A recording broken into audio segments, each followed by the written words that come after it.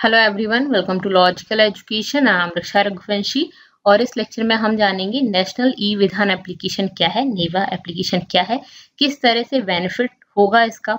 Recently UP government ने ई विधान system adopt किया है, तो इसीलिए न्यूज़ में इसके बारे में डिस्कस करेंगे। सेंट्रल गवर्नमेंट चाहती है कि ज़्यादातर चीज़ें जो हों वो डिजिटाइज हों और पेपरलेस हो, जिस वजह से ये सिस्टम अडॉप्ट किया गया है। इसके बारे में डिस्कस करेंगे। यहाँ पे यूपी स्टेट ने रिसेंटली अडॉप्ट किया इसको। तो चलिए, इसके काफ़ी सारे बेनिफिट हैं जिनको भी हम यहाँ पे डिस्कस करेंगे। स्टार्ट करते हैं। वीडियो पसंद आए तो उसको लाइक करना है, चैनल को सब्सक्राइब कर लीजिए जिसने भी नहीं किया है उसको, जिससे आपको नेक्स्ट वीडियोस के अपडेट्स मिल जाए। ओके, यहाँ पे इस न्यूज़ के बारे में डिस्कस कर लेते हैं। ई विधान सिस्टम पेपरलेस प्रोसीडिंग के लिए रिसेंटली अडॉप्ट किया है यूपी स्टेट असेंबली ने। ठीक है, यूपी स्टेट ने अडॉप्ट किया है रिसेंटली और पेपरलेस प्रोसीडिंग के लिए, क्योंकि अभी तक जो विधानसभा की जो प्रोसीडिंग होती थी वो सिटिंग प्रोसीडिंग में पेपर का यूज किया जाता था। अब ये ई विधान सिस्टम में क्या होगा, पेपर वगैरह की जरूरत नहीं पड़ेगी, आपको सब कुछ ऑनलाइन मिल जाएगा, सब कुछ आपको आपके लैपटॉप पर सिस्टम पर मिल जाएगा। ठीक है, इस एप्लीकेशन। ओके, यहाँ पे जो यूपी है वो कुछ ही स्टेट लेजिस्लेचर्स में से एक बन गया है जिसने डिजिटल विधानसभा सिस्टम इम्प्लीमेंट किया है। ठीक है, डिजिटल विधानसभा सिस्टम इम्प्लीमेंट किया है यूपी ने, और इंडिया के कुछ ही स्टेट ऐसे हैं जिनमें ये सिस्टम है, और अब यूपी ने भी इसको अडॉप्ट कर लिया है, इम्प्लीमेंट कर लिया है अपने स्टेट में। और इनका जो लास्ट सेशन था वो कम्प्लीटली डिजिटाइज था। ठीक है, हम चाह रहे हैं कि हम डिजिटाइजेशन की तरफ आगे बढ़ते जाएं, और उसी में एक नया कदम था डिजिटाइजेशन में ये। ठीक है, काफी टाइम से हमारी जो गवर्नमेंट है वो चाहती है कि डिजिटाइजेशन हो जाए, जो स्टडी है वो भी डिजिटाइज हो रही है, तो पूरा जो चीजें हैं वो डिजिटाइजेशन की तरफ बढ़ती जा रही है, जिससे ट्रांसपेरेंसी हो, पेपर ना हो, तो एनवायरनमेंट फ्रेंडली हो, इतना ज्यादा पेपर वेस्ट होता है वो सब ना हो, और हर कहीं पे किसी को भी एक्सेस मिल पाए। ठीक है, तो उस वजह से भी किसी की भी प्रॉब्लम्स वो हैं वो इजीली फीड हो पाए। नेट पर आप अपनी प्रॉब्लम्स इजीली फीड कर सकते हैं, कोई अगर एप्लीकेशन उस पर, अगर आपको फिजिकली किसी जगह पे दे के आना है, तो अगर आप बहुत पिछड़े वाले इलाके में रह रहे हैं तो फिर काफ़ी प्रॉब्लम हो जाती है। ठीक है, काफ़ी मुश्किल होता है। जैसे मान लीजिए आप किसी इलाके में रह रहे हैं, वहाँ से आपको उस ज़िले में जाना है, तो आपको पूरा सफ़र करके जाना होगा, वहाँ पे फिर अपनी एप्लीकेशन जो भी है वो दर्ज करानी पड़ेगी। अगर डिजिटाइजेशन की हम बात करें तो हम वहीं बैठकर आराम से अपने लैपटॉप, मोबाइल को एक्सेस करके ये कर सकते हैं, अगर डिजिटाइजेशन या मोबाइल वगैरह चलाना आता है तो। ठीक है, तो वो तो ऑब्वियसली जरूरी है वो सब सीखना। ठीक है, तो यहाँ पे जो डिजिटाइजेशन की तरफ हम मूव कर रहे हैं, हमारी गवर्नमेंट चाह रही है, तो वहां पर ये एक कदम है। पीएम ने मेंशन किया था, हमारे प्राइम मिनिस्टर जी ने मेंशन किया था कि one nation one legislative platform. ठीक है, one nation one legislative platform, very very important. नवंबर 2021 में ये इन्होंने आइडिया मेंशन किया था, one nation one legislative platform. ठीक है, एक ही लेजिस्लेटिव प्लेटफॉर्म हो जिसमें प्रोसीडिंग्स वगैरह हो इसकी। ये एक डिजिटल प्लेटफॉर्म होगा, एक पोर्टल होगा। ठीक है, एक डिजिटल प्लेटफॉर्म, एक पोर्टल होगा that not only gives the necessary technological boost to our parliamentary system. ठीक है, जो हमारा पार्लियामेंट्री सिस्टम है वो टेक्नोलॉजिकल बूस्ट तो उसको मिलेगा ही, ऑब्वियस है। और यहाँ पे क्या होगा, जो भी उसमें एमपीज एमएलए वगैरह जो वर्क कर रहे हैं वो कनेक्ट होंगे। ठीक है, कनेक्ट होंगे, और इवन यहाँ पे क्या है कि कंट्री की जो भी डेमोक्रेटिक यूनिट्स हैं वो सब एक दूसरे से कनेक्ट हो पाएंगी। एक ही प्लेटफॉर्म है, एक ही पोर्टल है, उस पर सबको एक्सेस करना है, सारी चीजें वहां पे अवेलेबल होंगी, वहां पे एक दूसरे से कनेक्ट हो पाएंगे बहुत ही इजीली। ठीक है, तो जो पार्लियामेंट्री सिस्टम है उसको टेक्नोलॉजिकल बूस्ट तो मिलेगा ही, टेक्नोलॉजी को हम एक्सेस कर रहे हैं यहाँ पे, और यहाँ पे एक दूसरे से कनेक्ट भी हो पाएंगे। ठीक है, बहुत अच्छे से चीजें ज्यादा एक्सेसिबल होंगी एक दूसरे से, और क्लियर चीजें होंगी। ठीक है, ओके। अब यहाँ पे नेशनल ई विधान एप्लीकेशन नेवा सिस्टम है क्या ये, तो ई गवर्नेंस प्रोजेक्ट है under digital mission, digital India mission of government of India. India का जो हमारी गवर्नमेंट ऑफ इंडिया का मिशन है, डिजिटल इंडिया मिशन, उसमें एक ई गवर्नेंस प्रोजेक्ट है, ई गवर्नेंस प्रोजेक्ट है। ठीक है, it is a system for digitising the legislative bodies, जो भी हमारी लेजिस्लेटिव बॉडीज हैं, विधानसभा, विधान परिषद, हमारी जो पार्लियामेंट है, उन सभी बॉडीज को क्या करना है, डिजिटाइज करना है। ठीक है, तो एक सिस्टम है डिजिटाइज करने के लिए। The legislative bodies of all Indian states and parliament through a single platform। एक सिंगल प्लेटफॉर्म पर आपके पार्लियामेंट और बाकी सभी स्टेट्स की विधानसभा विधान परिषद जो भी होंगी वो सभी इसी सिंगल प्लेटफॉर्म पर आ सकती हैं। ठीक है, उन सभी को डिजिटाइज कर दिया जाएगा। ऑन विच हाउस प्रोसीडिंग्स जो हैं वो इस पर हो जाएंगी। स्टार्ट अनस्टार्ट क्वेश्चन आंसर जो है वो इस पर हो जाएंगे। मतलब जो पार्लियामेंट की प्रोसीडिंग होती है जिसमें पूरी प्रोसीडिंग है, इसके अलावा जो क्वेश्चन आंसर सेशन होता है, स्टार्ट क्वेश्चंस होते हैं, अनस्टार्ट क्वेश्चंस होते हैं। ठीक है, तो ये स्टार्ट अनस्टार्ट क्वेश्चन भी वहाँ पे आस्क किए जा सकते हैं। इसके अलावा कमेटी की रिपोर्ट्स वगैरह वो है वो भी वहाँ पे अवेलेबल होंगी। ठीक है, वहाँ पे वो रिपोर्ट्स वगैरह भी सबमिट की जा सकती हैं। तो ऑनलाइन वो सारी चीजें डिजिटल फॉर्म में अवेलेबल होंगी जिससे कि पेपर वर्क भी कम होगा। ठीक है, नेशनल ई विधान application digital legislature one nation one application, one nation one legislative. ठीक है, तो एक ही जगह पे एक ही पोर्टल पे ये एक्सेसिबल होगा। ठीक है, तो ये है बेसिकली। अब यहाँ पे इसको डेवलप किया गया है to make all the work and data related to legislative bodies available online. तो ऑनलाइन सारा डेटा अवेलेबल हो, जो भी लेजिस्लेटिव बॉडी से रिलेटेड डेटा है, वर्क है, कितना वर्क हुआ, कितना, वो सब चीजें जो भी प्रोसीडिंग्स है वो सब ऑनलाइन अवेलेबल हो। फॉर बोथ सिटीजन्स के लिए भी अवेलेबल हो और जो असेंबली के मेंबर्स हैं उनके लिए भी, एमएलए एमपी वगैरह जो हैं उन सभी के लिए भी अवेलेबल हो। तो सभी के लिए ये एक्सेसिबल होगा, अवेलेबल होगा। ठीक है, इसमें बहुत डेटा जो लीक होने के चांसेस है वो शायद ये लोग उतना ज्यादा फ्रीली अवेलेबल नहीं कराएंगे। जो जरूरी चीजें वो करा देंगे, जो सबको जाना चाहिए। ठीक है, इट इंक्लूड्स अ वेबसाइट, इस तरह से किया जाएगा, ऑब्वियस है ये तो। ठीक है, इट इंक्लूड्स अ वेबसाइट, यहाँ पे ये वेबसाइट है और एक मोबाइल ऐप है एम नेवा। ठीक है, ये ऐप है जिस पर एक्सेस कर सकते हैं और ये वेबसाइट है जिससे ये एक प्लेटफॉर्म जिस पर ये एक्सेस किया जा सकता है। ठीक है, इसको डेवलप किसने किया है? NIC क्लाउड मेघराज ने इसको डेवलप किया है। यहाँ पे आप देख सकते हो नेशनल ई विधान application digital legislature one nation one application. ठीक है, इससे क्या होगा? ईज टू यूज, मोबाइल में आराम से इजीली एक्सेस कर सकते हैं। आजकल मोबाइल चलाना सबको आता है, तो ये मोबाइल फ्रेंडली है, वन टच एक्सेस में एक्सेस कर सकते हैं रजिस्ट्रेशन करके। उसके अलावा इको फ्रेंडली है, क्यों? क्योंकि यहाँ पे पेपर लेस लेजिस्लेचर होगा। तो बहुत सारा जो पेपर यूज किया जाता है वो पेपर यूज नहीं होगा तो फिर पेपर कम प्रोड्यूस करना पड़ेगा। तो यहाँ पे गो ग्रीन इनिशिएटिव से भी ये कनेक्ट हो रहा है। डिजिटल हाउस में हम क्या कर रहे हैं कि डिजिटाइजेशन की तरफ एक स्टेप आगे कर रहे हैं।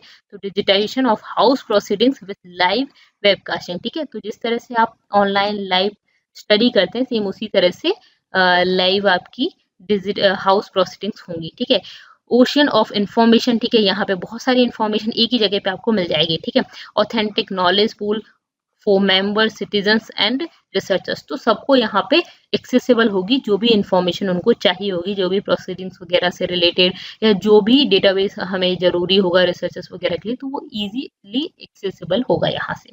ठीक है, ओके। अब नेशनल ई विधान एप्लीकेशन में और क्या है? तो यहाँ पे सिटीजन्स के लिए अगर हम बात करें, सिटीजन एम्पावरमेंट, उनके लिए क्या फायदा है? तो देखिए, सिटीजन्स वो क्या चाहते हैं, वो अपनी जो भी प्रॉब्लम्स हैं वो सब प्रॉब्लम्स पार्लियामेंट के सामने या जो भी हमारा हाउस है उसके सामने हम रखना चाहते हैं, स्टेट के सामने भी या सेंटर के सामने भी। ठीक है, तो ई कॉन्स्टिट्यूएंसी मैनेजमेंट होगा। E constituency module of NeVA connects citizens with their representatives. ठीक है, जो हमारे रिप्रेजेंटेटिव हैं, हमने जिनको चुना है, हमें उनसे कनेक्ट करेगा थ्रू ICT बेस्ड ग्रीवियंस, जिसमें हम अपनी प्रॉब्लम्स, अपनी ग्रीवियंसेस पहुंचा सकते हैं। रिड्रेसल मैकेनिज्म होगा, ग्रीवियंस रिड्रेसल मैकेनिज्म मतलब क्या है कि हम सिटीजन जो भी हैं वो अपनी प्रॉब्लम्स पूछेंगे, अपनी जो भी प्रॉब्लम्स होंगी वो वहाँ पे कंप्लेंट्स वहाँ पे दर्ज कराएंगे और ये जो ग्रीवियंस हैं उनकी मॉनिटरिंग की जाएगी वह MP, MLA और MLC के द्वारा। ये ग्रीवियंसेस की मॉनिटरिंग की जाएगी और उसके बाद फिर उसका रिड्रेसल उनको खत्म किया जाएगा, उनको सॉल्व करने की कोशिश की जाएगी मिनिस्ट्री और डिपार्टमेंट के द्वारा। जिस मिनिस्ट्री और जिस डिपार्टमेंट के अंदर आ रहा है वो इसको सॉल्व करेगा। ठीक है, तो यहाँ पे वही वाली चीज है कि सिटीजन्स अपनी रिप्रेजेंटेटिव्स से कनेक्ट होंगे।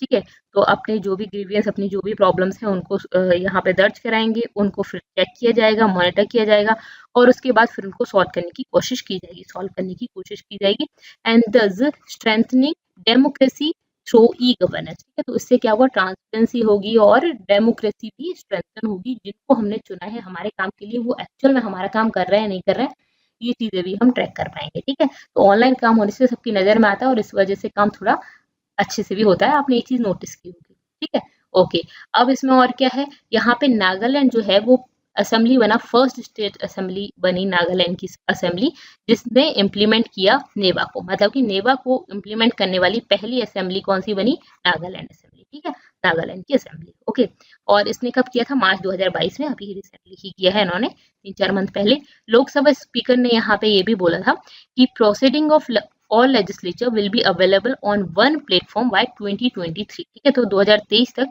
सभी लेजिस्लेचर की जो प्रोसीडिंग है एक ही प्लेटफॉर्म पर हो जाएंगी, मतलब 2023 तक इसको ये सभी स्टेट्स कर लेंगे, ठीक है, अडॉप्ट कर लेंगे। ओके, यहाँ पे it has potential to save around 340 crore per year, ठीक है, इतने रुपए सेव कर सकते हैं। कैसे कर सकते हैं, जितना 1000 टन ऑफ पेपर यहाँ पे यूज किया जाता है, तो ये सारा जो पेपर है उसको यूज ना करके हम क्या करेंगे, ऑनलाइन काम करेंगे, तो ये इतना सारा वेस्टेज जो है वो नहीं होगा, तो हम इतना सारा पैसा बचा सकते हैं, ठीक है। तो जो गो ग्रीन इनिशिएटिव है उस की ओर हम काम कर रहे हैं, स्वच्छ भारत मिशन है उसकी तरफ काम कर रहे हैं, और जो हमारा सस्टेनेबल डेवलपमेंट गोल 6 है जिसमें क्लीन वाटर और सैनिटेशन की बात करते हैं, तो उसको भी हम कोशिश कर रहे हैं अचीव करने की, ठीक है। तो यहाँ पे ये फायदा है इसका। सस्टेनेबल डेवलपमेंट गोल हमारे 17 है, ये आपको टिप पर याद रहने चाहिए, सस्टेनेबल डेवलपमेंट गोल्स, ठीक है। 6 नंबर का कौन सा है, क्लीन वाटर एंड सैनिटेशन। सबसे पहले हम बात करते हैं पॉवर्टी ना हो, भुखमरी ना हो, पॉवर्टी ना हो, ठीक है। सबसे पहले गरीबी हटाओ, गरीबी हटाएंगे तो फिर दूसरी चीज क्या हो जाएगी, हंगर हटाओ। आपके पास गरीबी नहीं होगी तो आप ऑटोमेटिकली आपके पास पैसा होगा, पैसा होगा, सबसे पहली चीज क्या खाएंगे, खाना, ठीक है।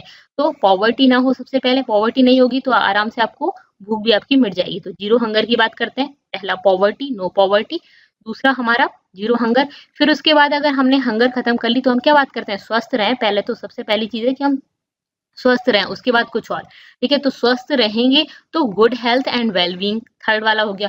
फोर्थ कौन सा हो गया, जब हमारी अच्छी हेल्थ होगी तब हम क्या बात करेंगे, अब भी पढ़ लो, ठीक है। तो अच्छी एजुकेशन, क्वालिटी एजुकेशन मिले, जब क्वालिटी एजुकेशन मिल जाएगी, ठीक है, अब हम पढ़े लिखे हो गए, अब हम किसकी बात कर सकते हैं भाई, जेंडर इक्वालिटी की बात कर सकते हैं हम, ठीक है। तो हम जेंडर इक्वालिटी की बात कर लेंगे, मेल फीमेल बराबर है, क्योंकि हमने क्या कर लिया, पढ़ाई कर ली। पढ़ाई हम कब कर पाएंगे, हमारी हेल्थ तो अच्छी हो पहले, हेल्थ कब अच्छी कर पाएंगे, हम भूख से तो बचें, भूख से कब बचेंगे भाई, गरीबी हटाओ पहले, तो पहला दूसरा तीसरा चौथा पांचवा याद हो गया। उसके बाद जब हमने इक्वालिटी की बात कर ली तो हम बात कर रहे हैं कि यार खाना पीना सब कुछ अच्छा मिल गया, अब हम चाहते हैं कि हमें पानी फ्री तो मिल रहा है, लेकिन वाटर जो है ना वो भी हमें क्लीन मिले, इतना गंदा पानी ना मिले, फ्री भले ही दे रहे हो बट आप क्लीन दो। तो क्लीन वाटर एंड सैनिटेशन की बात कर रहे हैं हम, ठीक है, तो स्वच्छता की बात कर रहे हैं। उसके बाद फिर हम बात करते हैं, अब थोड़ा सा एनवायरनमेंट को देख लें, तो क्लीन एनर्जी मिले, अफोर्डेबल एंड क्लीन एनर्जी, ठीक है। जब हम इसकी तरफ आ गए तब हमने बात की कि भाई अब हम थोड़ा सा ग्रोथ कर लें, अभी तक हमारी सिर्फ और सिर्फ पॉवर्टी खत्म हो रही थी और भूख खत्म हो रही थी, जो जो जरूरी चीजें थी वो मिल गई, ठीक है। अब हम किसकी बात कर रहे हैं कि थोड़ा सा इकोनॉमिक ग्रोथ कर लें, तो इकोनॉमिक ग्रोथ की बात हमने की। फिर इकोनॉमिक ग्रोथ की बात कर रहे हैं तो ये कैसे आएगी, आपकी इंडस्ट्री, इनोवेशन, इंफ्रास्ट्रक्चर ये सब अच्छा होगा तभी तो आपकी इकोनॉमिक ग्रोथ होगी। तो 9th वाला आपका इंडस्ट्री, इनोवेशन एंड इंफ्रास्ट्रक्चर हो गया।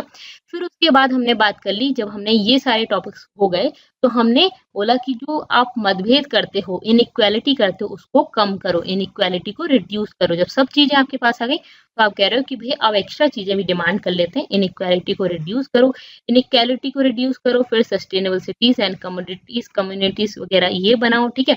तो सब कम्युनिटीज वगैरह, जब इनइक्वालिटी खत्म होगी तभी तो लोग आसपास रहेंगे, तभी सिटीज और कम्युनिटीज आप बना सकते हो। तो सस्टेनेबल सिटीज एंड कम्युनिटीज बनाओ, ठीक है। फिर उसके बाद रिस्पॉन्सिबल कंजम्पशन एंड प्रोडक्शन, ठीक है, कंजम्पशन प्रोडक्शन ये हालांकि आप यहाँ पे आ गए। फिर उसके बाद आपने क्लाइमेट एक्शन की बात की, क्लाइमेट की बात कर रहे हैं हम, वो बहुत ज्यादा जरूरी है, ठीक है। उसके बाद फिर हमने, अब हम अपने सारी चीजें हो गई, हमारा सब सुख सुविधाएं हो गई, ठीक है। अब हम किसकी बात करते हैं, अब हम एनवायरनमेंट की बात कर लेते हैं। तो हमने एनवायरनमेंट को देखा 13 में। एनवायरनमेंट में फिर हमारा जो पानी के नीचे वाला एनवायरनमेंट है वो भी चाहिए हमें, ठीक है। तो वाटर वाला एनवायरनमेंट, लाइफ बिलो वाटर और लाइफ ऑन अर्थ, ठीक है। पहले below water and on earth तो सभी, ठीक है। 13, 14, 15 आ गया। फिर उसके बाद जब ये सब चीजें हो गई ना, तो अब इन सबको अचीव करने के लिए आपको कोई ज्यूरिडिक्शन या कोई ऐसा इंस्टीट्यूट जो जस्टिस दिला पाए, ये सब चीज, peace, justice and strong institution हो, पीस, जस्टिस और स्ट्रॉन्ग इंस्टीट्यूशन हो 16। अब जब ये सब होंगे तो इन सब को कैसे अचीव कर पाएंगे, कोलैबोरेटिव वर्क हो, ठीक है, पार्टनरशिप गोल्स हो हमारे, ठीक है, पार्टनरशिप फॉर द गोल्स, जो हमारा गोल है इन सभी गोल्स को अचीव करने के लिए पार्टनरशिप करनी पड़ेगी, सब लोगों को मिलकर काम करना पड़ेगा। तो ये 17 होगा। इस तरह से आप याद रख सकते हो। यहाँ पे मैंने इसका कुछ नहीं बताया, तो इसको आप थोड़ा सा कर लीजिएगा, बाकी सब आपको अभी भी याद हो गए होंगे। ठीक है, ओके। चलिए नेक्स्ट है, इसके साथ चैलेंजेस क्या है।